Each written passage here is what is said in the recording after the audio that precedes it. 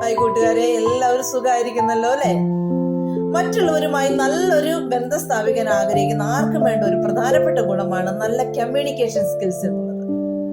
നമുക്കിന്ന് അതിനെ കുറിച്ച് ഒന്ന് സംസാരിച്ചാലോ? Jebi, certified life coach, relationship and mindset coach. പൊതുവെ എല്ലാവരും പറയുന്ന ഒരു കാര്യമാണ് നന്നായി സംസാരിക്കാൻ അറിയുന്നതാണ് നല്ല കമ്മ്യൂണിക്കേഷൻ എന്ന്. ശരിക്കും അങ്ങനെയാണോ? നമ്മുടെ മുൻപിൽ നിൽക്കുന്നയാളെ മനസ്സിലാക്കി ശ്രദ്ധിച്ച് റെസ്പെക്റ്റോടെ സംസാരിക്കുമ്പോഴല്ലേ നല്ലൊരു കമ്മ്യൂണിക്കേഷൻ ആവുന്നത്.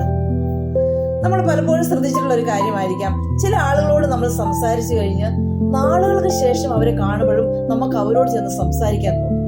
അതിന് കാരണം ആദ്യത്തെ പ്രാവശ്യം നമ്മൾ അവരോട് സംസാരിച്ചപ്പോൾ ഉണ്ടായിരുന്ന ആ ഒരു പോസിറ്റീവ് എനർജി, അല്ലെന്നുണ്ടെങ്കിൽ അവർ നമ്മളോട് സംസാരിച്ച ആ ഒരു രീതി, ഇടപെട്ട രീതി, ഇതൊക്കെയാണ് അല്ലെ?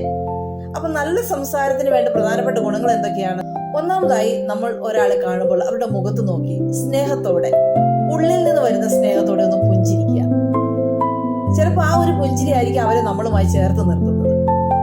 അതുപോലെ തന്നെ അവരുടെ കണ്ണിൽ നോക്കി സംസാരിക്കുക. അവർക്ക് ഇറിറ്റേറ്റ് ഉണ്ടാക്കുന്ന രീതിക്ക്, അസ്വസ്ഥത ഉണ്ടാക്കുന്ന രീതിക്കല്ല, പക്ഷെ അവരോടുള്ള ഒരു സ്നേഹത്തോടു കൂടി അവരുടെ മുഖത്ത് നോക്കി അവരെ ശ്രദ്ധിക്കുന്നുണ്ട് എന്ന രീതിക്ക് നമ്മൾ അവരോട് സംസാരിക്കുക. അത് ഏറ്റവും പ്രധാനപ്പെട്ട ഒരു കാര്യമാണ്. അതുപോലെ തന്നെ പ്രധാനപ്പെട്ട ഒരു കാര്യമാണ് നല്ലൊരു ലിസണർ ആവുക എന്നുള്ളത്. അവരെന്താണോ പറയുന്നത്, നമ്മൾ കേൾക്കുന്നതിന് വേണ്ടിയിട്ടല്ലേ അവർ പറയുന്നത്. അപ്പൊ അവരെന്താണോ പറയുന്നത് നമ്മൾ ശ്രദ്ധയോടെ കേൾക്കുക.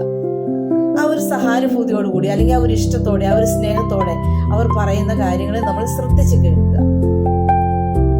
കൂടാതെ അവർ സംസാരിച്ചു കൊണ്ടിരിക്കുമ്പോൾ നമ്മൾ ഇടയ്ക്കേറി പറയാതിരിക്കുക. അവർക്ക് പറയാനുള്ളത് കംപ്ലീറ്റ് ആവട്ടെ, അതിനുശേഷം മാത്രം നമ്മൾ അവർക്ക് മറുപടി കൊടുക്കുക. അതുപോലെ തന്നെ പ്രധാനപ്പെട്ട ഒരു കാര്യമാണ് നല്ലൊരു പുഞ്ചിരി നമ്മുടെ മുഖത്തുണ്ടായിരിക്കുക എന്നുള്ളത്. അല്ലെ, നമുക്ക് ഇഷ്ടമല്ലേ നമ്മൾ സംസാരിക്കുമ്പോൾ ഒരു സ്നേഹത്തോടെ, ഒരു ചെറിയ പുഞ്ചിരിയോടുകൂടി നമ്മൾ നോക്കി നമ്മൾ ശ്രദ്ധിക്കുന്നവരോട് കൂടുതൽ സംസാരിക്കാൻ നമുക്ക് ഇഷ്ടമുണ്ടാകും. മാനസികമായിട്ടൊരു അടുപ്പം ഉണ്ടാകും അല്ലെ? നമ്മൾ സംസാരിക്കുമ്പോൾ ചിലപ്പോൾ നമുക്ക് അവരുമായിട്ട് അഭിപ്രായ വ്യത്യാസങ്ങൾ ഉണ്ടാകാം. ഞാൻ പറയുന്നത് അവർ പറയുന്നത് കേട്ട് അതുപോലെ തന്നെ തിരിച്ചു പോരണമെന്നല്ല ഞാൻ പറയുന്നത്.